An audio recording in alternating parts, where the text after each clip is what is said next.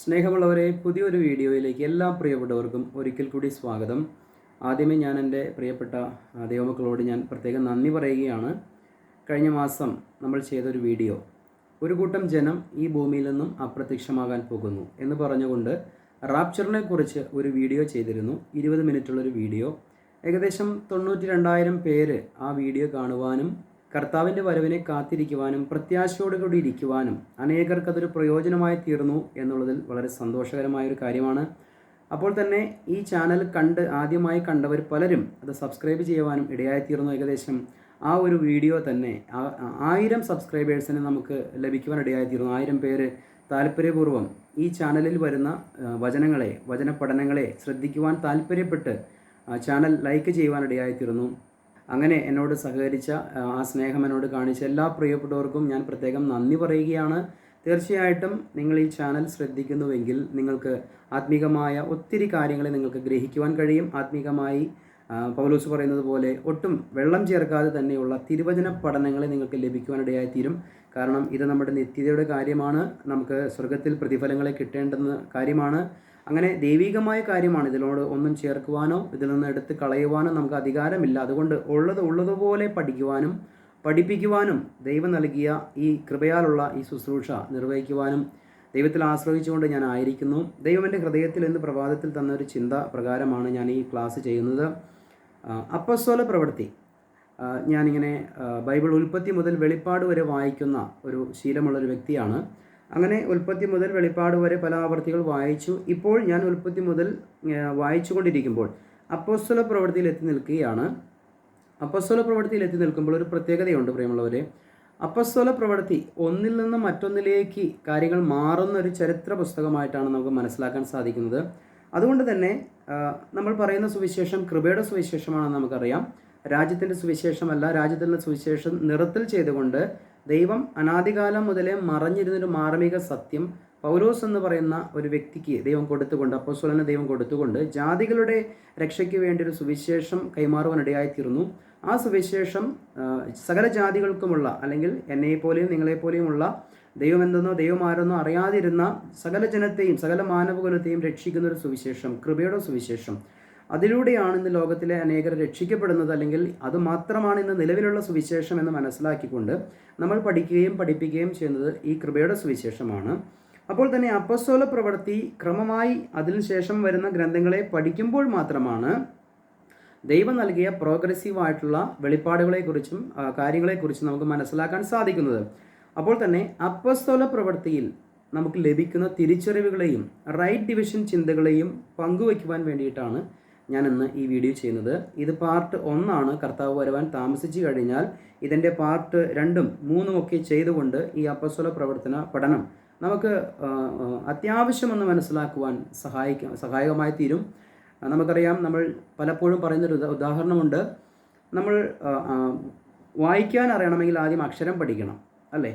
അല്ലെങ്കിൽ കണക്ക് കൂട്ടണമെങ്കിൽ, ഗുണിക്കണമെങ്കിൽ ഗുണനപ്പട്ടിക പഠിക്കണം എന്ന് ഞാൻ പലപ്പോഴും പറയാറുണ്ട്. എന്ന് പറഞ്ഞാൽ ബേസിക് ആയിട്ടുള്ള ചില കാര്യങ്ങളെ മനസ്സിലാക്കിയാൽ മാത്രമാണ് തുടർന്നുള്ള കാര്യങ്ങളെ നമുക്ക് ക്രമമായി മനസ്സിലാക്കാൻ സാധിക്കുകയുള്ളൂ. അപ്പോൾ തന്നെ അപ്പോസ്തല പ്രവൃത്തിയെക്കുറിച്ച് അല്പമായി ഒന്ന് മനസ്സിലാക്കി വെച്ച് കഴിഞ്ഞാൽ ദൈവവചനത്തിൽ, അല്ലെങ്കിൽ ഇപ്പോൾ ഞങ്ങൾ പറയുന്ന rightly divide the word of truth, ദൈവവചനത്തെ ശരിയായി വിഭജിച്ച് പഠിക്കുക എന്നുള്ളതിൻ്റെ ആവശ്യകതയും അത് എന്താണ് അതിൽ നിന്ന് ഉദ്ദേശിക്കുന്നത് എന്നുള്ള കാര്യങ്ങളൊക്കെ നമുക്ക് മനസ്സിലാക്കാൻ സാധിക്കും. അതുകൊണ്ട് ഇന്നത്തെ ഈ ചിന്തയുടെ തലക്കെട്ട് അപ്പോസ്തല പ്രവൃത്തിയിലെ റൈറ്റ് ഡിവിഷൻ ചിന്തകളും തിരിച്ചറിവുകളും. ഈ തിരുവചന ഭാഗങ്ങളെ വായിക്കുമ്പോൾ എനിക്ക് ദൈവം തന്ന തിരിച്ചറിവുകളും അപ്പോൾ തന്നെ ഇതിനകത്തുള്ള റൈറ്റ് ഡിവിഷൻ ചിന്തകളെ, നമുക്കിപ്പോൾ റൈറ്റ് ഡിവിഷൻ സത്യമാണെന്ന് മനസ്സിലാക്കിക്കൊണ്ടിരിക്കുന്ന ഒരു തലമുറയിലാണ് നമ്മൾ ജീവിക്കുന്നത്. അതിൻ്റെ കൂടുതൽ ആഴങ്ങളിലേക്കും സത്യങ്ങളിലേക്കും ദൈവം നമ്മെ നടത്തിക്കൊണ്ടിരിക്കുകയാണ്. ഓരോ പ്രാവശ്യവും ഓരോ പുസ്തകങ്ങളും വായിക്കുമ്പോഴും നമുക്ക് ഉണ്ടായ തിരിച്ചറിവിൽ കൂടുതലായിട്ടുള്ള തിരിച്ചറിവുകളെയും വെളിപ്പാടുകളെയും ദൈവം നൽകുവാനിടയായിത്തീരും. അതുകൊണ്ട് ഒരുപക്ഷെ ഏകദേശം 20-25 പ്രാവശ്യം അപ്പോസ്തല പ്രവൃത്തികൾ നമ്മൾ ധ്യാനിച്ച് വായിച്ചിട്ടുണ്ട്. എങ്കിൽ പോലും പുതുതായി വായിക്കുമ്പോൾ വീണ്ടും നമ്മൾ ഇന്ന് വരെ മനസ്സിലാക്കാത്ത പുതിയ കാര്യങ്ങളാണ് അതിൽ നിന്ന് മനസ്സിലാക്കാൻ സാധിക്കുന്നത്. അങ്ങനെ ഈ പ്രാവശ്യം ഈ അപ്പോസ്തല പ്രവൃത്തി നമ്മൾ വായിക്കുമ്പോൾ കിട്ടുന്ന തിരിച്ചറിവുകളെക്കുറിച്ച് ഞാൻ എൻ്റെ പ്രിയപ്പെട്ടവരോട് പങ്കുവയ്ക്കുവാൻ ആഗ്രഹിക്കുന്നു. വളരെ ശ്രദ്ധാപൂർവം ഇരുന്ന് കഴിഞ്ഞാൽ പട്ടിക പഠിച്ചു കഴിഞ്ഞാൽ, അക്ഷരം പഠിച്ചു കഴിഞ്ഞാൽ, ABCD പഠിച്ചു കഴിഞ്ഞാൽ ബാക്കിയുള്ള കാര്യങ്ങളൊക്കെയും അവരവർക്ക് തന്നെ കൃത്യമായി പഠിക്കുവാനും മനസ്സിലാക്കുവാനും കഴിയും എന്നുള്ള ഒരു കാര്യമാണ് ഞാൻ പങ്കുവയ്ക്കുന്നത്. വളരെ ശ്രദ്ധയോടുകൂടി നമുക്ക് ദൈവസന്നിധിയിലായിരിക്കാം. അപ്പോസ്തല പ്രവൃത്തി 1-ാം അധ്യായത്തിൻ്റെ 1-ാം വാക്യം, ഒരു പ്രധാനമായും 5 പോയിന്റുകളാണ് ഞാൻ പങ്കുവയ്ക്കുവാൻ ആഗ്രഹിക്കുന്നത്. അതായത് ഞാനത് പ്രത്യേകം പറഞ്ഞു പോകാം. അപ്പോസ്തല പ്രവൃത്തി 1:1 ദൈവവചനം പറയുകയാണ്, സുവിശേഷങ്ങളിൽ കാണാൻ കഴിയുന്ന കാര്യങ്ങൾ എന്തൊക്കെയാണ്, സുവിശേഷങ്ങളിൽ കാണാൻ കഴിയുന്ന കാര്യങ്ങൾ എന്നുള്ളത് നമുക്കൊന്ന് ചിന്തിക്കാം. അപ്പോൾ തന്നെ പത്രോസിൻ്റെ കാഴ്ചപ്പാടിൽ, പത്രോസിൻ്റെ തിരിച്ചറിവിൽ പിതാവും പുത്രനും എന്നുള്ള ആ ഒരു സ്വർഗീയ സത്യം അത് പത്രോസ് എങ്ങനെയാണ് മനസ്സിലാക്കിയിരിക്കുന്നത് എന്നുള്ളത് നമുക്ക് മനസ്സിലാക്കാം. ഇന്ന് വണ്ണസ് വാദമൊക്കെയും വളരെ കൂടുതലായിട്ട് വണ്ണസ് വാദികൾ രംഗപ്രവേശനം ചെയ്യുമ്പോൾ ഈ വണ്ണസ് വാദം തെറ്റാണ് എന്നുള്ളത് തെളിയിക്കുന്ന, അല്ലെങ്കിൽ പത്രോസിൻ്റെ കാഴ്ചപ്പാടിൽ പിതാവിനെയും പുത്രനെയും എങ്ങനെയാണ് താൻ കാണുന്നത് എന്നുള്ളത് നമുക്കൊന്ന് മനസ്സിലാക്കാം. അപ്പോൾ പത്രോസ് എങ്ങനെയാണോ അത് കാണുന്നത്, ദൈവവചനം എങ്ങനെയാണ് നമ്മൾ പഠിപ്പിക്കുന്നത്, അത് നമ്മളും വിശ്വസിച്ചാൽ മതി, അത്രയേ ഉള്ളൂ അതിൻ്റെ സാരം. അപ്പോൾ തന്നെ പത്രോസ് താൻ പറയുന്ന കാര്യങ്ങൾ പ്രൂവ് ചെയ്യുന്ന വിധം, താൻ അത് പ്രസൻറ്റ് ചെയ്യുന്നൊരു വിധത്തെക്കുറിച്ച് നമ്മൾ വളരെ ശ്രദ്ധേയമായിട്ടുള്ള ചില കാര്യങ്ങൾ നമുക്ക് മനസ്സിലാക്കാൻ സാധിക്കുന്നുണ്ട്. ആ വിഷയത്തിൽ നമ്മൾ കുറിച്ച് ചിന്തിക്കും. പിന്നീട് നമ്മൾ മനസ്സിലാക്കാൻ സാധിക്കുന്നത്, ഈ സംഭവിക്കുന്ന കാര്യങ്ങളൊക്കെ അപ്പോസ്തല പ്രവൃത്തിയിൽ പെന്തക്കോസ്ത് ദിനത്തിൽ പത്രോസ് പ്രസംഗിക്കുമ്പോൾ അവിടെ സംഭവിച്ചുകൊണ്ടിരിക്കുന്ന കാര്യങ്ങൾ മുഴുവനും പ്രവാചകന്മാർ മുൻകൂട്ടി പറഞ്ഞ കാര്യങ്ങളാണ് എന്നുള്ളതാണ് പത്രോസ് സ്ഥാപിക്കുന്നത്. അടുത്തൊരു പോയിന്റ്, പത്രോസ് ഈ കാര്യങ്ങൾ മുഴുവനും സംസാരിക്കുന്നത് ഇസ്രായേൽ ജനത്തോടും അല്ലെങ്കിൽ യഹൂദ മതത്തിൽ ചേർന്ന യഹൂദ മതാനുസാരികളോടും മാത്രമാണ്. അല്ലെങ്കിൽ അബ്രാഹത്തിൽ നിന്നും ജനിച്ച ആ സന്തതികളോടും അവരോട് കൂടി വന്ന ജനത്തോടും മാത്രമാണ്, യഹൂദന്മാരോട് മാത്രമാണ് പത്രോസ് ഈ കാര്യങ്ങൾ സംസാരിക്കുന്നത്. അവിടെ ഇന്ന് നമ്മൾ കേൾക്കുന്ന പോലെ ജാതികൾക്ക് വേണ്ടിയുള്ള ഒരു ശുശ്രൂഷയിലേക്ക് തിരിഞ്ഞിട്ടില്ല. പത്രോസ് ഇപ്പോൾ പറയുന്നത് യഹൂദന്മാരോട് മാത്രമായിട്ടാണ് ഈ കാര്യങ്ങൾ പറയുന്നത് എന്നുള്ളത് നമുക്ക് മനസ്സിലാക്കാൻ സാധിക്കും. എന്ന് പറഞ്ഞാൽ ഈ 5 പോയിന്റുകൾ നമുക്ക് വളരെ വേഗത്തിലൊന്ന് ചിന്തിക്കാൻ നമുക്ക് ശ്രമിക്കാം. അപ്പോസ്തല പ്രവൃത്തി 1:1 വാക്യം, ആദ്യമായി നമ്മൾ ചിന്തിക്കുന്ന വിഷയം, 4 സുവിശേഷങ്ങളിൽ എഴുതിയിരിക്കുന്ന സംഭവങ്ങൾ എവിടെ വരെ ഉള്ളതാണ്, അല്ലെങ്കിൽ എത്രത്തോളം കാര്യങ്ങൾ മാത്രമാണ് 4 സുവിശേഷങ്ങളിൽ രേഖപ്പെടുത്തിയിരിക്കുന്നത് എന്നുള്ളത് അപ്പോസ്തല പ്രവൃത്തി 1-ാം അധ്യായത്തിൻ്റെ 1-ാം വാക്യത്തിൽ തന്നെ വിശുദ്ധ ലൂക്കോസ് പറഞ്ഞിരിക്കുകയാണ്. ഇങ്ങനെയാണത് വായിക്കുന്നത്, തെയോഫിലോസേ, ഞാൻ എഴുതിയ 1-ാമത്തെ ചരിത്രം യേശു തിരഞ്ഞെടുത്ത അപ്പോസ്തലന്മാർക്ക് പരിശുദ്ധാത്മാവിനാൽ കൽപ്പന കൊടുത്തിട്ട് ആരോഹണം ചെയ്ത നാൾ വരെ അവൻ ചെയ്തും ഉപദേശിച്ചും തുടങ്ങിയ സകലത്തെയും കുറിച്ച് ആയിരുന്നുവല്ലോ. ഈ വാക്യം വായിക്കുമ്പോൾ ശ്രദ്ധിച്ചു വായിച്ചാൽ മാത്രം മനസ്സിലാക്കുന്ന ഒരു കാര്യമാണ്. ഇവിടെ പറയുകയാണ്, ലൂക്കോസ് എഴുതിയ സുവിശേഷം എഴുതിയത്, അതിനുശേഷം അപ്പോസ്തല പ്രവൃത്തി എഴുതിയതും ലൂക്കോസ് ആണ് എന്നുള്ളത് നമുക്കറിയാം. അപ്പോൾ അദ്ദേഹം പറയുകയാണ്, യേശു ക്രിസ്തു സ്വർഗത്തിലേക്ക് സ്വർഗാരോഹണം ചെയ്തതുവരെ ഉള്ള കാര്യങ്ങളാണ് സുവിശേഷത്തിൽ, അല്ലെങ്കിൽ താൻ മുന്ന് രചിച്ച ചരിത്രത്തിൽ എന്ന് പറഞ്ഞാൽ ലൂക്കോസ് സുവിശേഷത്തിൽ ഉള്ളത്. എന്ന് പറഞ്ഞാൽ കർത്താവ് സ്വർഗാരോഹണം ചെയ്യുന്ന നാൾ വരെ താൻ പ്രവർത്തിച്ചതും ശിഷ്യന്മാരെ വരവേൽപ്പിച്ചതുമായ കാര്യങ്ങൾ മാത്രമേ സുവിശേഷങ്ങളിൽ എഴുതിയിട്ടുള്ളൂ. എന്ന് പറഞ്ഞാൽ സ്വർഗാരോഹണത്തിന് ശേഷം എന്താണ് സംഭവിച്ചത് എന്നറിയുവാൻ വേണ്ടി നമ്മൾ 4 സുവിശേഷങ്ങൾ പരിശോധിച്ചാൽ അതിൽ കിട്ടുകയില്ല എന്നുള്ളൊരു സത്യം നമുക്ക് തിരിച്ചറിയാൻ സാധിക്കുന്നുണ്ട്. കാരണം സ്വർഗാരോഹണം ചെയ്തതിന് ശേഷമുള്ള കാര്യങ്ങൾ മനസ്സിലാക്കണമെങ്കിൽ അപ്പോസ്തല പ്രവൃത്തിയും തുടർന്നുള്ള പൗലോസിൻ്റെ ലേഖനങ്ങൾ നമ്മൾ പഠിക്കുമ്പോഴാണ്, അല്ലെങ്കിൽ തുടർന്ന് ബൈബിൾ മുന്നോട്ട് പഠിക്കുമ്പോഴാണ് നമുക്ക് ഉയർത്തെഴുന്നേറ്റ കർത്താവ് സ്വർഗാരോഹണം ചെയ്തതിന് ശേഷം എന്തൊക്കെ സംഭവിച്ചെന്ന് മനസ്സിലാക്കാൻ സാധിക്കുള്ളൂ. അപ്പോൾ നമുക്കറിയാം, കൃപയുടെ സുവിശേഷവും റാപ്ചർ അടക്കമുള്ള പ്രത്യാശയും ഇതെല്ലാം വെളിപ്പെട്ട് വന്നത് 4 സുവിശേഷങ്ങൾക്ക് ശേഷം എഴുതപ്പെട്ട ഗ്രന്ഥങ്ങളിലാണ്, അല്ലെങ്കിൽ പൗലോസിലൂടെ വെളിപ്പെട്ട സുവിശേഷത്തിലാണ് എന്നുള്ളത് നമുക്കറിയാം. അതുകൊണ്ട് റാപ്ചറിനെ കുറിച്ച് പോലും 4 സുവിശേഷങ്ങളിൽ തപ്പി നോക്കിയാൽ കാണാൻ കഴിയുകയില്ല എന്നുള്ളൊരു തിരിച്ചറിവാണ് ഈ അപ്പോസ്തല പ്രവൃത്തി 1-ാം അധ്യായത്തിൻ്റെ 1-ാം വാക്യത്തിൽ, അല്ലെങ്കിൽ ബോഡി ഓഫ് ക്രൈസ്റ്റിനെ ഒന്നും നമുക്ക് 4 സുവിശേഷങ്ങളിൽ കാണാൻ കഴിയുകയില്ല എന്നുള്ളൊരു തിരിച്ചറിവാണ് ഈ പുസ്തകം പഠിച്ചപ്പോൾ അതിൻ്റെ ആദ്യത്തെ വാക്യത്തിൽ തന്നെ ദൈവത്തിൻ്റെ ആത്മാവ് നമ്മളെ പഠിപ്പിച്ചത്. അടുത്ത ഒരു തലക്കെട്ടിൽ നമുക്ക് ചിന്തിക്കാൻ പറ്റുന്ന കാര്യം, പിതാവായ ദൈവത്തെയും പുത്രനായ ക്രിസ്തുവിനെയും കുറിച്ച് പത്രോസിനുണ്ടായ തിരിച്ചറിവുകളെ നമ്മളൊന്ന് പഠിക്കേണ്ടത് നല്ലതാണ്. കാരണം ഇന്ന് വണ്ണസ് വാദം വളരെ ശക്തിയോടുകൂടി അവർ പിതാവ് തന്നെ ആൾമാറാട്ടം നടത്തി പുത്രനായി അവതരിച്ചതാണ്, ദൈവം ഏകനേ ഉള്ളൂ എന്ന് പറയുമ്പോൾ, ഒരു വ്യക്തിയേ ഉള്ളൂ എന്ന് പറയുന്ന ഒരു പഠനം അല്ലെങ്കിൽ വണ്ണസ് വാദം നമുക്ക് ശ്രദ്ധയിൽപ്പെട്ടിട്ടുണ്ട്. എന്നാൽ അങ്ങനെയല്ല. പിതാവ് പിതാവ് തന്നെ ആയിരിക്കുമ്പോൾ പുത്രൻ പുത്രൻ തന്നെ ആയിരിക്കുന്നു എന്നുള്ളതാണ് പത്രോസിൻ്റെ തിരിച്ചറിവും. അല്ലെങ്കിൽ യേശുക്രിസ്തു ഭൂമിയിലായിരിക്കുമ്പോൾ പറഞ്ഞതായിട്ടുള്ള വാക്കുകളെ പരിശോധിക്കുമ്പോഴും പൗലോസ് പിതാവിനെയും പുത്രനെയും കുറിച്ച് പറയുമ്പോഴും അവരുടെ കാഴ്ചപ്പാടിൽ അവർ തിരിച്ചറിഞ്ഞ സത്യം നോക്കുമ്പോൾ പിതാവും പുത്രനുമുണ്ട് എന്നുള്ളത് നമുക്ക് മനസ്സിലാക്കാൻ സാധിക്കും. പിതാവ് തന്നെയല്ല പുത്രനെന്നും നമുക്ക് തിരിച്ചറിയാൻ സാധിക്കും. കാരണം രണ്ടും രണ്ട് വ്യക്തികളാണ്. പക്ഷേ ഏകത്വം എന്ന് പറയുമ്പോൾ പിതാവും പുത്രനും പരിശുദ്ധാത്മാവുമായ ഏകദൈവം, നാം എല്ലാവരും ഏക ശരീരമാകുമാറ് പരിശുദ്ധാത്മാവിനിൽ സ്നാനമേറ്റു എന്ന് പറയുമ്പോൾ ക്രിസ്തുവിൻ്റെ ക്രൂശിൽ വിശ്വസിച്ച് വിശ്വാസത്തിലേക്ക് കടന്നു വരുന്നവ എല്ലാവരെയും ദൈവം വിളിച്ചിരിക്കുന്നത് നാം എല്ലാവരും ഏക ശരീരം ഒന്നാണ് എന്നുള്ളതാണ്. അല്ലെങ്കിൽ ഒരു പുരുഷനും സ്ത്രീയും വിവാഹം ചെയ്തവർ ഒന്നിക്കുമ്പോൾ അവർ രണ്ടല്ല ഒന്നത്രേ എന്നാണ് പറഞ്ഞിരിക്കുന്നത്. ആ അർത്ഥത്തിൽ പിതാവും പുത്രനും പരിശുദ്ധാത്മാവുമായ ദൈവത്തെ നാം ഏകദൈവമെന്ന് വിളിക്കുകയാണ്. ആ മൂന്ന് ആളത്വങ്ങൾ അതിൽ കാണുന്നുവെങ്കിലും അത് ഏകദൈവം തന്നെയാണ് എന്നുള്ളതാണ് മനസ്സിലാക്കാൻ സാധിക്കുന്നത്. ഇത് ദൈവത്തിൻ്റെ മാത്തമാറ്റിക്സ് ആണ്. മനുഷ്യൻ്റെ മാത്തമാറ്റിക്സ് അതിനോട് ആഡ് ചെയ്യുമ്പോഴാണ് അവിടെ ഈ വണ്ണസ്വാദം പോലെയുള്ള വാദങ്ങൾ ഉണ്ടാകുന്നത്. ഇവിടെ നമുക്ക് പത്രോസിൻ്റെ കാഴ്ചപ്പാടിൽ അപ്പസ്തല പ്രവൃത്തിയിൽ നിന്നാണ് നമ്മൾ ചിന്തിക്കുന്നത്.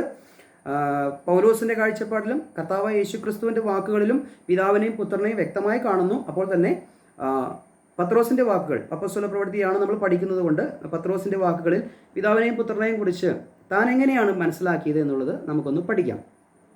അപ്പസ്തല പ്രവൃത്തി 2-ാം അധ്യായത്തിൻ്റെ 22 മുതൽ 24 വരെയുള്ള വാക്യങ്ങൾ ഇവിടെ പറയുകയാണ്. ഇസ്രായേൽ പുരുഷന്മാരെ, ഈ വചനം കേട്ടുകൊള്ളുവിൻ. നിങ്ങൾ തന്നെ അറിയും പോലെ ദൈവം അവനെ കൊണ്ട് നിങ്ങളുടെ നടുവിൽ ചെയ്യിച്ച ശക്തികളും അത്ഭുതങ്ങളും അടയാളങ്ങളും കൊണ്ട് ദൈവം നിങ്ങൾക്ക് കാണിച്ചു തന്ന പുരുഷനായി നസറായനായ യേശുവിനെ ദൈവം സ്ഥിരനിർണയത്താലും അറിവിനാലും ഏൽപ്പിച്ചിട്ട്.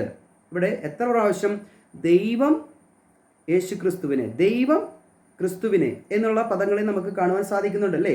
ഇവിടെ നമ്മൾ ശ്രദ്ധിച്ചു, ദൈവം അവനെ കൊണ്ട്, ദൈവം യേശുക്രിസ്തുവിനെ കൊണ്ട്. അപ്പോൾ ദൈവം പുത്രനായ ക്രിസ്തുവിനെ കൊണ്ട് ചെയ്ത കാര്യമാണ് ഇവിടെ പത്രോസ് പറയുന്നത്. ദൈവം നിങ്ങൾക്ക് കാണിച്ചു തന്ന പുരുഷൻ എന്ന് പറഞ്ഞാൽ ദൈവം, സാക്ഷാൽ ദൈവം തൻ്റെ പുത്രനായ ക്രിസ്തുവിനെ നിങ്ങൾക്ക് കാണിച്ചു തന്നു എന്ന് പത്രോസ് പറയുകയാണ്. എന്നിട്ട് പറയുകയാണ്, ദൈവം തൻ്റെ സ്ഥിരനിർണയത്താലും മുന്നറിവിനാലും കർത്താവായ യേശുക്രിസ്തുവിനെ ഏൽപ്പിച്ചു കൊടുത്തു എന്നിവിടെ പറയുന്നു. 3 പ്രാവശ്യമെങ്കിലും പിതാവും പുത്രനും എന്നുള്ള അർത്ഥത്തിൽ ഇവിടെ പത്രോസിന് മനസ്സിലായ കാര്യങ്ങളാണല്ലോ എഴുതിയിരിക്കുന്നത്. അല്ലെങ്കിൽ പത്രോസിന് പരിശുദ്ധാത്മാവ് വെളിപ്പെടുത്തി കൊടുത്ത കാര്യങ്ങളാണല്ലോ എഴുതിയിരിക്കുന്നത്. അപ്പോൾ പത്രോസിന് മനസ്സിലാക്കാൻ സാധിച്ചു ദൈവവും ക്രിസ്തുവും, ദൈവവും പുത്രനായ യേശു ക്രിസ്തുവും എന്ന് ഇങ്ങനെ 2 ആളത്വങ്ങൾ, 2 വ്യക്തിത്വങ്ങളെ കുറിച്ച് കാണിച്ചു തരുന്നുണ്ട്. അല്ലെങ്കിൽ പത്രോസിൻ്റെ വാക്കുകളിൽ നമുക്ക് മനസ്സിലാക്കാൻ സാധിക്കുന്നുണ്ട്. 2-ാം അധ്യായം 32-ാം വാക്യം നമ്മൾ ശ്രദ്ധിക്കുമ്പോൾ യേശുവിനെ ദൈവം ഉയർത്തെഴുന്നേൽപ്പിച്ചു. കണ്ടോ, യേശുക്രിസ്തുവിനെ ദൈവം ഉയർത്തെഴുന്നേൽപ്പിച്ചു എന്നാണ് പത്രോസോടെ പറയുന്നത്. അതിൻ്റെ 33-ാം വാക്യം, അവൻ ദൈവത്തിൻ്റെ വലത്തുഭാഗത്തേക്ക് ആരോഹണം ചെയ്തു. കണ്ടോ, പരിശുദ്ധാത്മാവ് എന്ന വാഗ്ദത്തം പിതാവിനോട് വാങ്ങി നിങ്ങൾ ഈ കാണുകയും കേൾക്കുകയും ചെയ്യുന്നത് പകർന്നു തന്നു. ഇവിടെ പിതാവിനെയും പുത്രനെയും പരിശുദ്ധാത്മാവിനെയും കുറിച്ച് പറയുകയാണ്. ഇവിടെ പത്രോസിൻ്റെ കാഴ്ചപ്പാടിൽ പിതാവിനെയും പുത്രനെയും നമ്മൾ കാണുകയാണ്. അപ്പോൾ തന്നെ 2-ന്റെ-36-ാം വാക്യത്തിൽ, ആകയാൽ നിങ്ങൾ ക്രൂശിച്ച ഈ യേശുവിനെ തന്നെ ദൈവം കർത്താവും ക്രിസ്തുവുമാക്കി വെച്ചു എന്ന് ഇസ്രായേൽ ഗൃഹമൊക്കെയും നിശ്ചയമായി അറിഞ്ഞുകൊള്ളട്ടെ. ഇസ്രായേൽ ജനത്തോട് പറയുകയാണ്, ദൈവമാണ് ഇപ്പോൾ യേശുവിനെ കർത്താവും ക്രിസ്തുവുമാക്കി വെച്ചിരിക്കുന്നത് എന്ന് ഇസ്രായേൽ ജനം മുഴുവനും അറിയട്ടെ എന്നാണ് പറഞ്ഞത് അല്ലേ. ഒരിക്കലും യേശു ക്രിസ്തു താൻ ദൈവമാണ് അല്ലെങ്കിൽ പിതാവിൻ്റെ പുത്രനാണ് എന്ന് പറഞ്ഞപ്പോൾ, അല്ലെങ്കിൽ നീ നിന്നെ തന്നെ ദൈവമാക്കുന്നു എന്ന് പറഞ്ഞിട്ടാണ് ഇസ്രായേൽ ജനം യേശുവിനെതിരെ കല്ലുകൾ എടുത്തത് അല്ലേ. അപ്പോൾ അതവർ തിരിച്ചറിയുന്നില്ല. ഈ വണ്ണസ്വാദികളെ പോലെ ദൈവമേകനാണ് എന്ന് പറഞ്ഞിരിക്കുന്ന യഹൂദന്മാർ, അവരും ഒരു തരത്തിലുള്ള വണ്ണസ്വാദികളാണ്. യേശുക്രിസ്തുവിനെ ആ ദൈവത്വം അംഗീകരിക്കാതെ, തങ്ങളുടെ മെശിഹയായി അംഗീകരിക്കാതെ യേശുക്രിസ്തുവിനെ തള്ളിക്കളഞ്ഞു. അപ്പോൾ ഇവിടെ ഇതാ, നിങ്ങൾ ക്രൂശിച്ച ഈ യേശുവിനെ തന്നെ ദൈവം കർത്താവും ക്രിസ്തുവുമാക്കി വെച്ചു എന്ന് ഇസ്രായേൽ ഗൃഹമൊക്കെയും നിശ്ചയമായും അറിഞ്ഞുകൊള്ളട്ടെ എന്ന് പത്രോസ് പറയുകയാണ്.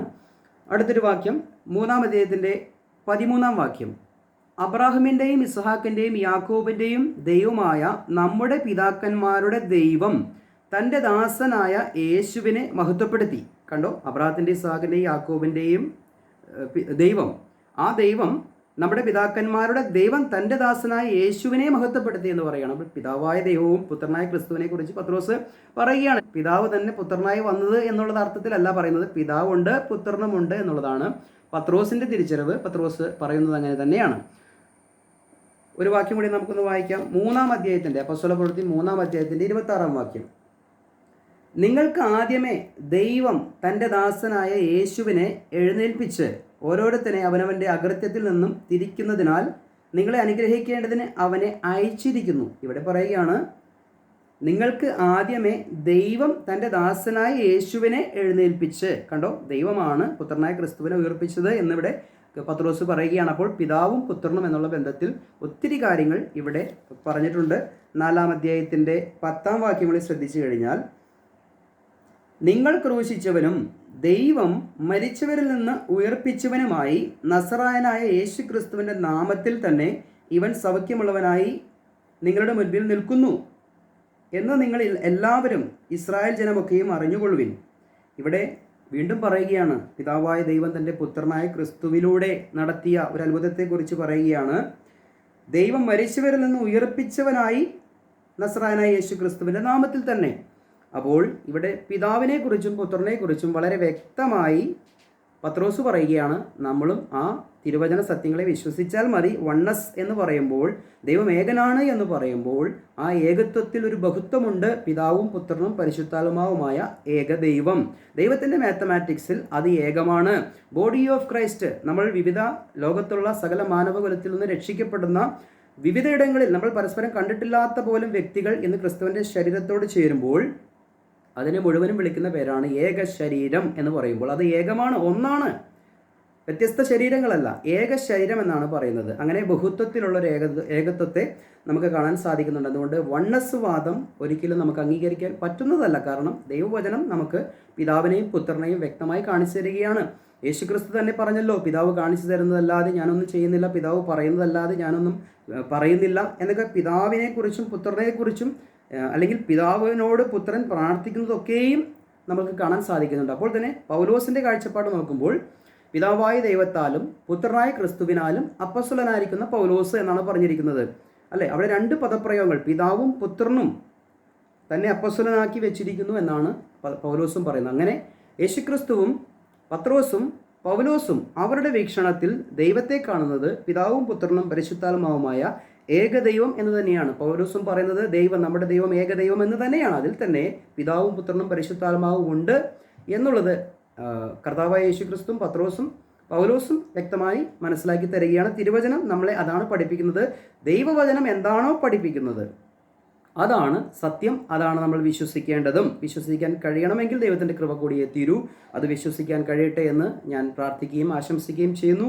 അടുത്ത ചിന്ത, അപ്പോസ്തലനായ പത്രോസ് അപ്പോസ്തല പ്രവൃത്തി 2-ാം അധ്യായത്തിൽ പരിശുദ്ധാത്മാവ് വന്നു കഴിഞ്ഞപ്പോൾ താൻ പ്രസംഗിക്കുന്ന അല്ലെങ്കിൽ താൻ എഴുന്നേറ്റ് നിന്ന് പ്രസംഗിച്ച വിഷയം പ്രസൻറ്റ് ചെയ്യുന്ന വിധം വളരെ ആകർഷണീയമായി എനിക്ക് തോന്നുവാനിടയായിത്തീർന്നു.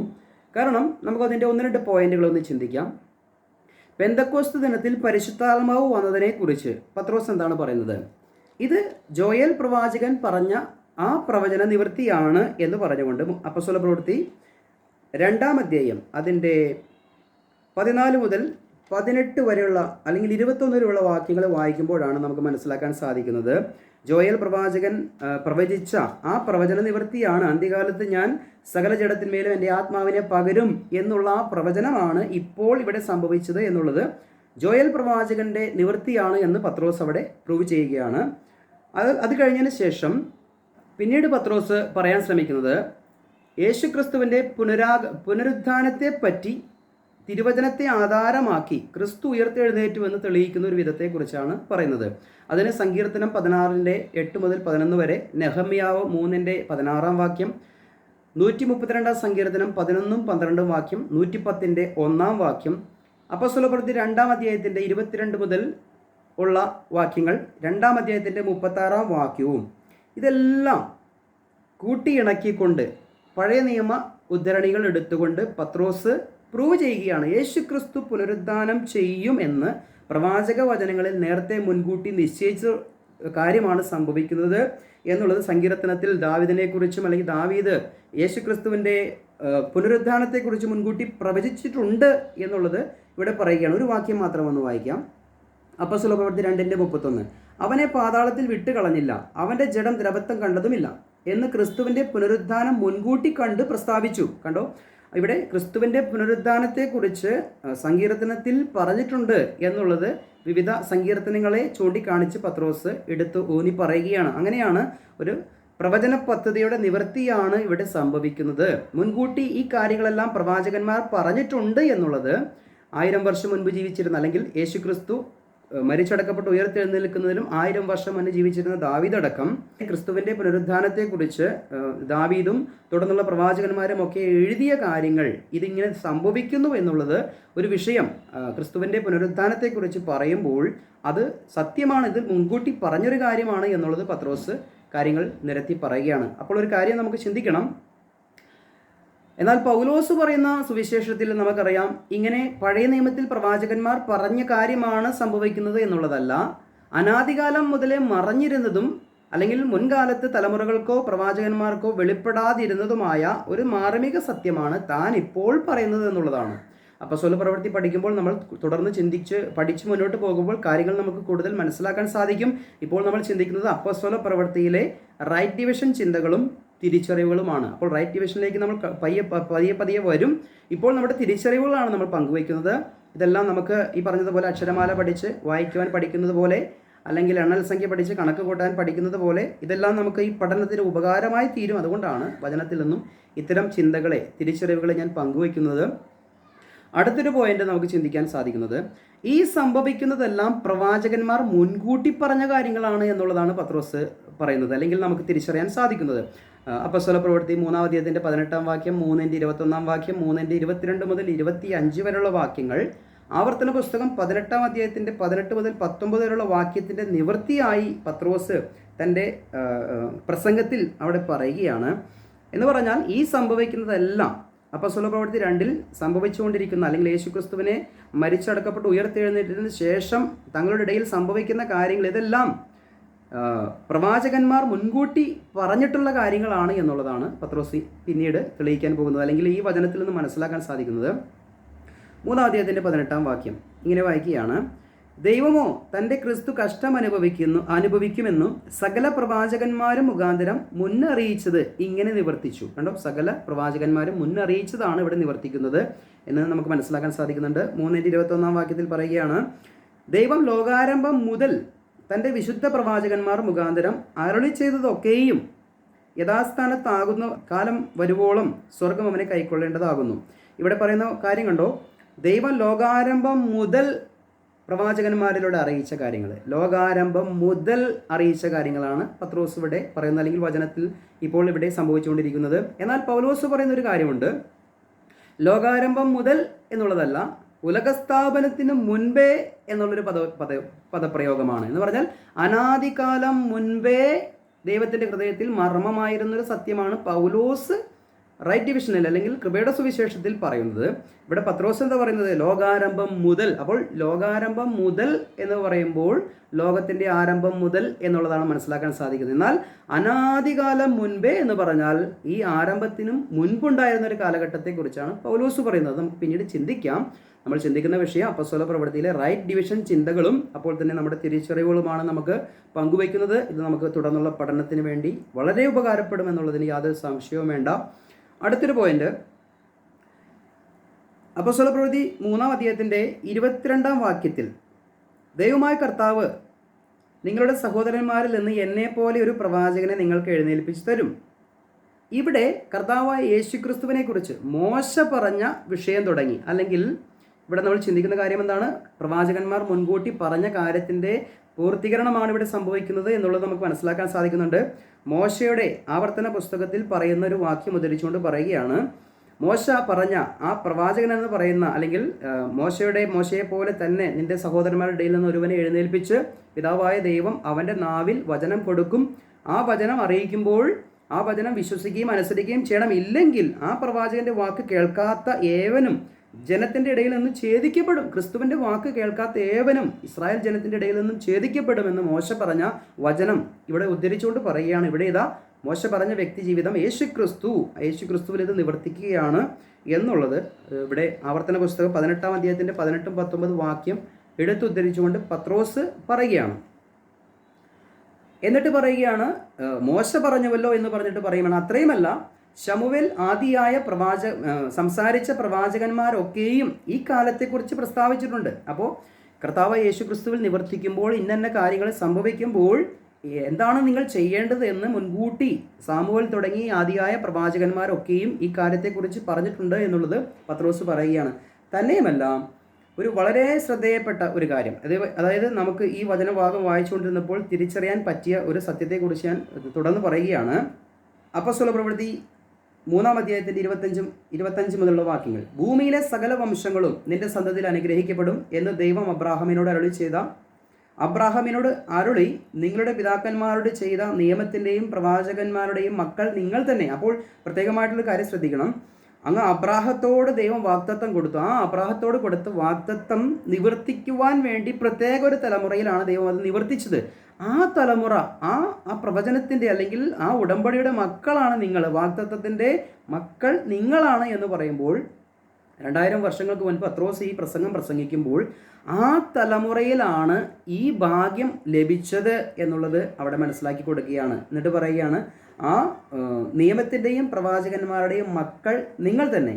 കേട്ടോ, നിങ്ങൾക്ക് ആദ്യമേ ദൈവം തൻ്റെ ദാസനായ യേശുവിനെ എഴുന്നേൽപ്പിച്ച് ഓരോരുത്തരെ അവരവൻ്റെ അകൃത്യങ്ങളിൽ നിന്നും തിരിക്കുന്നതിനാൽ നിങ്ങളെ അനുഗ്രഹിക്കേണ്ടതിന് അവനെ അയച്ചിരിക്കുന്നു. അപ്പോൾ 2000 വർഷങ്ങൾക്ക് മുൻപ് പത്രോസ് ഇത് പ്രസംഗിക്കുന്നതിലും 2000 വർഷം മുന്നേ ജീവിച്ചിരുന്ന വ്യക്തിയാണ് അബ്രാഹാം എന്ന് പറഞ്ഞാൽ ഇസ്രായേലിൻ്റെ പിതാവ് അല്ലെങ്കിൽ ഇസ്രായേൽ ജനത്തിൻ്റെ യഹൂദന്മാരുടെ പിതാവായ അബ്രാഹത്തോട് ചെയ്ത വാഗ്ദത്തം, ആ വാഗ്ദത്തം നിവൃത്തി സംഭവിച്ചപ്പോൾ അത് കാണാൻ സാധിച്ച തലമുറയാണ് നിങ്ങൾ, ആ നിവൃത്തിയുടെ മക്കളാണ് നിങ്ങളെന്ന് വളരെ ശക്തമായി അവിടെ പത്രോസ് പറയുകയാണ്. പ്രിയമുള്ളവരെ, ഞാൻ കൂടെ പറയാറുണ്ട്, നമ്മുടെ കാലയളവിൽ ഇന്ന് കർത്താവിൻ്റെ മധ്യാകാശ വരവ് സംഭവിക്കുമ്പോൾ ഒരു തലമുറ മരണം കാണാതെ എടുക്കപ്പെടാനുള്ള ഒരു ഭാഗ്യം കിട്ടും നമുക്ക്, അല്ലേ? കാരണം എന്താ, ഇന്ന് കർത്താവ് മധ്യാകാശത്തിൽ വന്നു കഴിഞ്ഞാൽ നമ്മൾ മരണം കാണാതെ രൂപാന്തരപ്പെട്ട് കർത്താവിൻ്റെ സന്നിധിയിലേക്ക് നമ്മൾ എടുക്കപ്പെടും.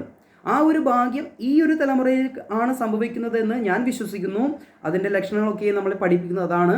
അപ്പോൾ തന്നെ ഇവിടെ പത്രോസ് പറയുകയാണ്, 2000 വർഷങ്ങൾക്ക് മുൻപ് പറയുകയാണ്, ദൈവം പ്രവാചകന്മാർ മുഖാന്തരം അരുളി ചെയ്ത ആ വചനത്തിൻ്റെയും അബ്രാഹത്തിന് കൊടുത്ത ഉടമ്പടിയുടെയും ആ വാഗ്ദത്തത്തിൻ്റെയും അത് നിവർത്തിക്കുവാൻ വേണ്ടി ദൈവം കൊടുത്തത് ഈ തലമുറയ്ക്കാണ്. അതിൻ്റെ മക്കൾ നിങ്ങളാണ്. നിങ്ങളിത് ഏറ്റെടുത്ത് ഇതിലേക്ക് കടന്നു വന്ന് ദൈവരാജ്യത്തിൻ്റെ സുവിശേഷമായ ലോകത്തിൻ്റെ അറുതികളിലേക്ക് നിങ്ങൾ പോകണമെന്നുള്ളൊരു ആഹ്വാനം അവിടെ നമുക്ക് കാണാൻ സാധിക്കുന്നുണ്ട്. ആ തലമുറയായിരുന്നു ഈ വാഗ്ദത്ത നിവൃത്തി കാണേണ്ട തലമുറ എന്നാൽ നമുക്കറിയാം. തുടർന്ന് അപ്പോസ്തല പ്രവൃത്തി പഠിക്കുമ്പോൾ ഈ വാഗ്ദത്തം ആ തലമുറയിൽ നിവർത്തിക്കപ്പെടാതെ ആ പ്രോഗ്രാം ദൈവം താൽക്കാലികമായി നിർത്തൽ ചെയ്തുകൊണ്ടാണ് അനാദികാലം മുതലേ മറഞ്ഞിരുന്നൊരു മാർമിക സത്യം പൗലോസിന് വെളിപ്പെടുത്തി കൊടുക്കുന്നതും കൃപയുടെ സുവിശേഷം പൂർണ്ണമായി ആ കാലഘട്ടം പൂർണ്ണമായി ജാതികളുടെ സംഖ്യ പൂർണ്ണമായി റാപ്ചർ സംഭവിച്ചതിന് ശേഷം മാത്രമേ ഇനി ഇവിടെ പറയുന്ന കാര്യങ്ങൾ പ്രത്യേകമായ മറ്റൊരു തലമുറയിൽ അത് നിവർത്തിക്കപ്പെടുകയും ദൈവത്തിൻ്റെ സകല വാക്യങ്ങളും സകല വചനത്തിൻ്റെ നിവൃത്തികളും ആകാശം ഭൂമി മാറിപ്പോയാലും ഒരു വള്ളിയെങ്കിലും പുള്ളിയെങ്കിലും മാറ്റപ്പെടാത്ത ദൈവത്തിൻ്റെ വചനം സകലവും നിവൃത്തിയാകുവോളം എന്ന് പറയുന്നത് വരെ ആ സകലവും നിവർത്തിച്ച് കർത്താവ് തൻ്റെ വാഗ്ദത്ത നിവർത്തി ദൈവം പ്രവർത്തിക്കും എന്നുള്ളത് മനസ്സിലാക്കണം. പ്രിയമുള്ളവരെ, നമ്മളിപ്പോൾ ചിന്തിച്ചത് സംഭവിക്കുന്നതെല്ലാം പ്രവാചകന്മാർ മുൻകൂട്ടി പറഞ്ഞ കാര്യങ്ങളാണ്. അടുത്തൊരു പോയിന്റ്, നമ്മൾ ലാസ്റ്റ് പോയിന്റായിട്ട് ചിന്തിക്കുന്നത്, പത്രോസ് ഈ കാര്യങ്ങൾ സംസാരിക്കുന്നത് ഇസ്രായേൽ മക്കളോട് മാത്രമാണ്, അല്ലെങ്കിൽ ഇസ്രായേൽ മതാനുസാരികളോട് മാത്രമാണ് എന്നുള്ളത് നമുക്ക് മനസ്സിലാക്കാൻ സാധിക്കും. ഞാൻ ഓരോ വാക്കിൽ മാത്രം ഒന്ന് പറഞ്ഞു പോയി കഴിഞ്ഞാൽ അപ്പോസ്തല പ്രവൃത്തി 2:5 പറയുകയാണ്, ആകാശത്തിന് കീഴിലുള്ള സകല ജാതികളിൽ നിന്നും യെരുശലേമിൽ വന്ന് പാർക്കുന്ന പുരുഷന്മാരാണ് അവിടെ ഉണ്ടായിരുന്നത്. 2:14 പറയുകയാണ്, യഹൂദ പുരുഷന്മാരെ എന്ന് പറയുകയാണ്, അല്ലെങ്കിൽ യഹൂദന്മാരായ ഭക്തിയുള്ള പുരുഷന്മാർ എന്നും അവിടെ പറഞ്ഞിരിക്കുന്നു. എന്ന് പറഞ്ഞാൽ ഒന്നെങ്കിൽ യഹൂദൻ അല്ലെങ്കിൽ യഹൂദ മതാനുസാരി എന്നുള്ള അർത്ഥത്തിൽ പറയുകയാണ്. അപ്പോൾ തന്നെ 2:22 അപ്പോസ്തല പ്രവൃത്തി 2:22 പറയുകയാണ്, ഇസ്രായേൽ പുരുഷന്മാരെ. പത്രോസ് ഇവരെല്ലാം അഡ്രസ്സ് ചെയ്യുന്ന അല്ലെങ്കിൽ പത്രോസ് അഭിസംബോധന ചെയ്യുന്ന വാക്കുകളെ ശ്രദ്ധിച്ചാൽ മതി. പത്രോസ് ഇത് ആരോടാണ് പറയുന്നതെന്ന് മനസ്സിലാക്കാൻ സാധിക്കും. അവിടെ ഒരു ജാതിയിനും അവിടെ ഇല്ല എന്നുള്ളത് നമുക്ക് മനസ്സിലാക്കാൻ സാധിക്കും. മറിച്ച് ഇസ്രായേലിനോട് ചേർന്ന് വന്ന യഹൂദ മതാനുസാരികളും മാത്രമാണ് അവിടെയുള്ളത്. അപ്പോസ്തല പ്രവൃത്തി 2-ാം അധ്യായത്തിൽ. അപ്പോൾ തന്നെ 2:36 പറയുകയാണ്, ഇസ്രായേൽ ഗൃഹമൊക്കെയും അറിഞ്ഞുകൊള്ളട്ടെ. പത്രോസ് ഈ പ്രസംഗം മുഴുവനും പറഞ്ഞിട്ട് പറയാണ്, ഈ കാര്യങ്ങൾ ആരറിയണം? സകല മാനവകുലവും ജാതിയും അറിയണമെന്നല്ല ആദ്യം പറഞ്ഞത്. ഇവിടെ പറയുകയാണ് ഇസ്രായേൽ ഗൃഹമൊക്കെയും ഈ സത്യങ്ങൾ അറിയട്ടെ എന്ന് പറഞ്ഞാൽ, നമ്മളൊരു സദസ്സിനോട് പറയുമ്പോൾ ആ സദസ്സിനെ അഭിസംബോധന ചെയ്യുമ്പോൾ ആ സദസ്സിന് ആരാണോ ഉള്ളത് അങ്ങനെയുള്ളൊരു അഭിസംബോധനയാണ് നമുക്ക് ചെയ്യാൻ കഴിയുകയുള്ളൂ. അതുകൊണ്ട് പത്രോസ് പറയുമ്പോൾ പറയുകയാണ്, ഇസ്രായേൽ പുരുഷന്മാരെ നിങ്ങളിത് അറിഞ്ഞുകൊള്ളുവിൻ എന്ന് പറഞ്ഞാൽ അവിടെ കൂടിയിരിക്കുന്നത് ഇസ്രായേലുമായി ബന്ധപ്പെട്ടവർ മാത്രമാണ് എന്നുള്ളത് മനസ്സിലാക്കാൻ സാധിക്കും. 3:17 വാക്യം, സഹോദരന്മാരെ, പത്രോസ് സഹോദരന്മാരെ എന്ന് വിളിക്കുമ്പോൾ നമ്മൾ ആരെങ്കിലും സഹോദരന്മാരെ എന്ന് വിളിക്കുന്നത് പോലെയല്ല. പത്രോസ് സഹോദരന്മാർ എന്ന് വിളിക്കുന്നത് തൻ്റെ അബ്രാഹാമിൻ്റെ സന്തതികളായതുകൊണ്ട് ഇസ്രായേൽ ജനം മുഴുവനും, ലോകത്ത് ഒരു ജനത്തിനും ഇല്ലാത്തൊരു പ്രത്യേകതയാണ് അബ്രാഹത്തിൻ്റെ സന്തതികൾ. നമുക്കറിയാം ഇസ്രായേൽ എന്ന് പറയുന്ന ജനം അബ്രാഹത്തിൻ്റെ സന്തതികളാണെന്ന് നമുക്കറിയാം. എന്നാൽ നമ്മുടെ ഇന്ത്യയിലുള്ള നാനാകൂട്ടം ജനങ്ങൾ അവർ നമ്മുടെ പിതാക്കന്മാരെ കുറിച്ചോ അല്ലെങ്കിൽ പൂർവികന്മാരെ കുറിച്ചോ 3-4 തലമുറയ്ക്ക് മുൻപുള്ളവരെ കുറിച്ച് നമുക്ക് അറിവില്ല. പക്ഷേ ഇസ്രായേലിനെ കുറിച്ച് അങ്ങനെയല്ല, അവർക്ക് വ്യക്തമായി വംശാവലിയുണ്ട്. അതുകൊണ്ട് അങ്ങ് അബ്രാഹാം മുതൽ താൻ ഏത് ഗോത്രത്തിൽപ്പെട്ടവനാണ് എന്ന് പോലും അറിയാം. അതുകൊണ്ട് അബ്രാഹത്തിൻ്റെ സന്തതികളെല്ലാം പരസ്പരം അങ്ങോട്ടും ഇങ്ങോട്ടും സഹോദരന്മാരെ എന്ന് തന്നെയാണ് അഭിസംബോധന ചെയ്യുന്നത്. 3:25 വാക്യം, അബ്രാഹത്തോട് ചെയ്ത ഉടമ്പടിയുടെ മക്കളെ എന്നാണ് അവിടെ പറഞ്ഞിരിക്കുന്നത്. അപ്പോൾ അബ്രാഹത്തോട് ചെയ്ത ഉടമ്പടിയുടെ മക്കൾ ആരാണ്? അബ്രാഹത്തിൻ്റെ മക്കൾ തന്നെയാണ്. അതുകൊണ്ടാണ് അങ്ങനെ പറയുന്നത്. അപ്പോൾ ഇവിടെ 4-5 പദങ്ങൾ നമ്മൾ ശ്രദ്ധിച്ചു. യഹൂദ ഭക്തന്മാരായ അല്ലെങ്കിൽ യഹൂദന്മാരായ ഭക്തിയുള്ള പുരുഷന്മാർ, യഹൂദ പുരുഷന്മാർ, ഇസ്രായേൽ പുരുഷന്മാർ, ഇസ്രായേൽ ഗൃഹമൊക്കെയും അറിഞ്ഞുകൊള്ളട്ടെ, സഹോദരന്മാരെ എന്ന് പറഞ്ഞാൽ അബ്രാഹത്തിൻ്റെ സന്തതികളെ, അബ്രാഹത്തോട് ചെയ്ത ഉടമ്പടിയുടെ മക്കളെ എന്ന് പറഞ്ഞാൽ ഇസ്രായേൽ ജനത്തോട് മാത്രമാണ് പത്രോസ് ഈ പ്രസംഗം പ്രസംഗിക്കുന്നത് എന്ന് നമുക്ക് മനസ്സിലാക്കാൻ സാധിച്ചു. അപ്പോൾ നമ്മളിന്ന് ചിന്തിച്ചതിൻ്റെ സാരം എന്ന് പറഞ്ഞാൽ, അപ്പസ്തല പ്രവൃത്തി ആരംഭിക്കുമ്പോൾ തന്നെ 4 സുവിശേഷങ്ങളിൽ കർത്താവ് ഉയർത്തെഴുന്നേറ്റ് സ്വർഗാരോഹണം ചെയ്ത നാൾ വരെയുള്ള കാര്യങ്ങൾ മാത്രമാണ് കാണാൻ സാധിക്കുന്നത് എന്ന് നമ്മൾ ചിന്തിച്ചു. പിന്നീട് പത്രോസിൻ്റെ വീക്ഷണത്തിൽ, പത്രോസിൻ്റെ തിരിച്ചറിവിൽ പിതാവിനെയും പുത്രനെയും നമ്മൾ കാണുവാൻ സാധിച്ചു. വണ്ണസ്വാദം തെറ്റാണെന്നും പിതാവും പുത്രനും പരിശുദ്ധാത്മാവുമായ ഏകദൈവമാണ് നമ്മുടെ ദൈവമെന്നും നമുക്ക് മനസ്സിലാക്കാൻ സാധിച്ചു. അത് കർത്താവായ യേശു ക്രിസ്തുവും പത്രോസും പൗലോസിൻ്റെയും വീക്ഷണത്തിലും പഠിപ്പിക്കലിലും നമുക്ക് അത് കാണാൻ സാധ്യമാണ്. അതുകൊണ്ട് അത് തന്നെ നമ്മൾ വിശ്വസിച്ചാൽ മതി എന്നുള്ളതാണ് എനിക്ക് പറയാനുള്ളൊരു കാര്യം. പിന്നീട് പെന്തക്കോസ്ത് ദിനത്തിൽ പരിശുദ്ധാത്മാവ് വന്നതിനെപ്പറ്റി ജോയൽ പ്രവാചകന്റെ പുസ്തകത്തിൽ എഴുതിയിരിക്കുന്ന കാര്യത്തെ ഉദ്ധരിച്ച് പത്രോസ് കാര്യങ്ങളെ പറഞ്ഞു കൊടുക്കുകയാണ്. പിന്നീട് യേശുക്രിസ്തുവിൻ്റെ പുനരുദ്ധാനത്തെക്കുറിച്ച് തിരുവചനത്തെ ആധാരമാക്കി ഇത് പ്രവാചകന്മാർ മുൻകൂട്ടി പറഞ്ഞ കാര്യങ്ങളാണ്, മറഞ്ഞിരുന്ന അനാദികാലം മുതലേ മറഞ്ഞിരുന്ന സത്യങ്ങളൊന്നുമല്ല താൻ ഈ പറയുന്നത്, മറിച്ച് പ്രവാചകന്മാർ മുൻകൂട്ടി പറഞ്ഞതനുസരിച്ച് അല്ലെങ്കിൽ പിതാക്കന്മാർക്ക് കൊടുത്ത വാഗ്ദത്ത നിവൃത്തിയാണ് ഇതെന്നാണ് പറയുന്നത്. അപ്പോൾ തന്നെ ഈ സംഭവിക്കുന്നതെല്ലാം പ്രവാചകന്മാർ മുൻകൂട്ടി പറഞ്ഞ കാര്യങ്ങളാണ് എന്നുള്ളതാണ് നമ്മൾ പിന്നീട് ചിന്തിച്ചത്. പത്രോസ് ഈ കാര്യങ്ങളെല്ലാം പറഞ്ഞത് യഹൂദന്മാരോടാണ്, ഇസ്രായേലിനോടാണ് എന്നുള്ള കാര്യങ്ങളാണ് നമ്മൾ ചിന്തിച്ചത്. അതിനാധാരമായിട്ട് നമ്മൾ ഒത്തിരി തിരുവചന അടിസ്ഥാനത്തിൽ നമ്മൾ പരിശോധിച്ചു. അപ്പോസ്തല പ്രവൃത്തി 3 അധ്യായത്തിൽ നിന്നാണ് നമ്മളിന്ന് ചിന്തിച്ചത്. ഈ ചിന്തകളാലും അല്ലെങ്കിൽ ഈ റൈറ്റ് ഡിവിഷൻ ചിന്തകളാലും തിരിച്ചറിവിനാലും ഇനി തുടർന്ന് വചനങ്ങളെ പഠിക്കുമ്പോൾ ഈ ഒരു കാഴ്ചപ്പാടിൽ അതിനെ നോക്കി വചനം അങ്ങനെ തന്നെയാണോ എന്ന് പഠിക്കുവാൻ നമുക്ക് കഴിയട്ടെ എന്ന് ഞാൻ ആശംസിച്ചുകൊണ്ട് എൻ്റെ വാക്കുകൾ നിർത്തുന്നു. ദൈവം എല്ലാവരെയും അനുഗ്രഹിക്കട്ടെ. Praise the Lord.